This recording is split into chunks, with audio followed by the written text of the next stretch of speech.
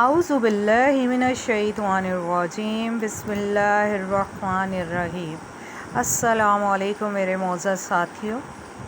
تو حاضر ہیں اپنے نئے ٹاپک کے ساتھ، جس میں آپ کو بتاؤں گی کہ شیطان کون تھا۔ ابلیس کی نسل کی ابتدا جس جن سے ہوئی اس کا نام ترانوس تھا۔ ترانوس ابلیس سے 1,44,000 سال قبل دنیا پر موجود تھا۔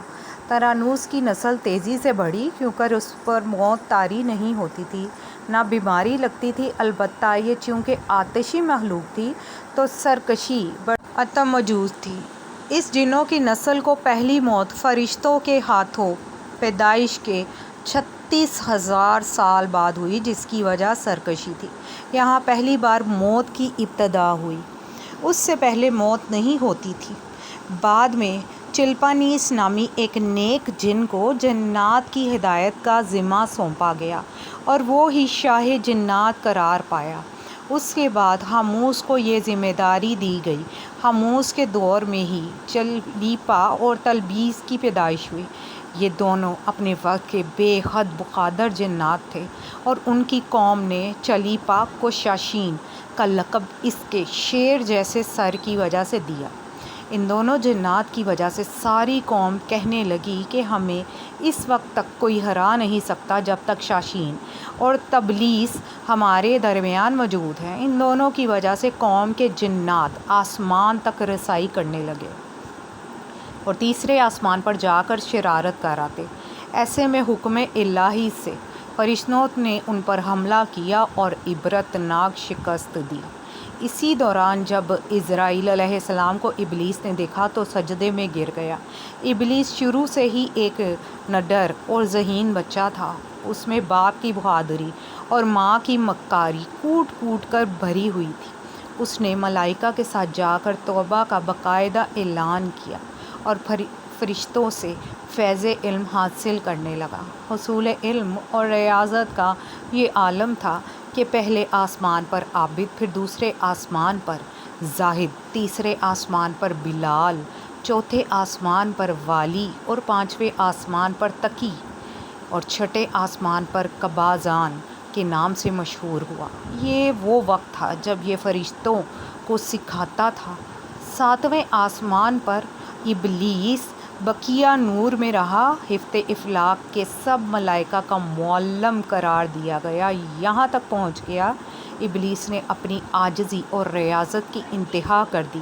ابلیس نے کم و بیش 14,000 سال عرش کا طواف کیا۔ اس نے یہاں فرشتوں میں استاد، سردار، عزرائیل کے نام سے مشہور ہوا اور کم و بیش 3,000 سال مقربین فرشتوں کا استاد رہا۔ اس کے درس اور وعظ کی میعاد کم و بیش 20,000 سال ہے۔ فرشتوں کے ساتھ قیام کی مدت کم و بیش 80,000 سال ہے۔ ابلیس کو حکم ہوا کہ داروغہ جنت رضوان کی معاونت کرو اور اہل جنت فرشتوں کو اپنے علم و فضل سے بہرہ ور کرو۔ یوں ابلیس کو جنت میں داخلے کا پروانہ مل گیا اور جنت میں بھی اپنے علم سے داروغہ جنت رضوان کو سیراب کیا اور یوں جنت رضوان کی کنجیاں ابلیس کے پاس رہیں۔ روایت کے مطابق ابلیس خزانچی کے فرائض 40,000 سال تک انجام دیتا رہا۔ ابلیس وہ مقام اعلیٰ ترین جنت رضوان ہی تھا جہاں ابلیس نے پہلی بار بادشاہت کے خواب دیکھنے شروع کیے۔ اس وقت ابلیس کے پاس ہفتہ اقلیم، افلاک، جنت و دوزخ سب کا اختیار تھا اور اس نے چپے چپے پر سجدے کیے تھے، مگر یہاں پر ابلیس عاجزی سے پہلی بار بھٹکا اور خود کو بادشاہ بنانے اور رب بن جانے کے خواب دیکھنا شروع کیے۔ کئی ملائکہ کے سامنے ربوبیت کی بابت بات بھی کی، مگر ملائکہ کے انکار کے بعد چپ ہو گیا اور یوں نظام چلتا رہا۔ مگر اس سب سے اللہ تعالیٰ کی ذات بے خبر نہ تھی۔ پھر آدم علیہ السلام کی تخلیق کا مرحلہ آیا۔ جیسے قرآن مجید میں واقعات بیان ہوئے ہیں، حضرت آدم علیہ السلام کو جز مرحلہ وار مختلف اقسام سے تخلیق ہوتا دیکھتا رہا اور چپ رہا، مگر जैसे ही उसे मालूम हुआ कि ये आदम अलैहिस्सलाम अल्लाह ताला के नाइब हैं, तो उसने वावेला किया, इबादत और अताअत का वास्ता दिया, फिर तंज़ किया कि मुझ जितनी इबादत किसने की है, और आदम अलैहिस्सलाम को सजदा करने से इनकारी हुआ। तब अल्लाह ताला ने कहा, निकल जा शैतान मरदूद। लानती करार पाने के बाद इबलीस ने अपनी इबादत और रियाज़त का रब्बे करीम से एवज़ मांगा, जिस पर अल्लाह ताला ने इबलीस को एक वक्त मालूम तक मोहलत फ़राहम की। उस पर इबलीस ने औलाद आदम को सराते मुस्तकीम से भटका कर अपने पैरोकार बनाने का दावा किया, जिस पर रब्बे करीम ने फरमाया कि जो मुत्तकी और परहेज़गार होंगे तो उनको गुमराह नहीं कर पाएगा। इबलीस के इस लानती काम में उसके 5 साथी हैं। नंबर 1, सब्र। इसके इख्तियार में मुसीबतों का कारोबार है, जिसमें लोग हाय वावेला करते हैं, गिरेबान फाड़ते हैं, मुंह पे तमाचे मारते हैं और जाहलियत के नारे लगाते हैं। नंबर 2, और लोगों को बदी का मर्तकब करता है और बदी को लोगों पे और पसंदीदा करके दिखाता है। नंबर 3, मसूत। ये कज़ब, झूठ और दरोग पर मामूर है, जिसे लोग कान लगा कर सुने। ये इंसानों की शक्ल में अपना कर इनसे मिलता है और उन्हें फ़साद बर्पा करने की झूठी खबरें सुनाता है। नंबर 4, दासिम।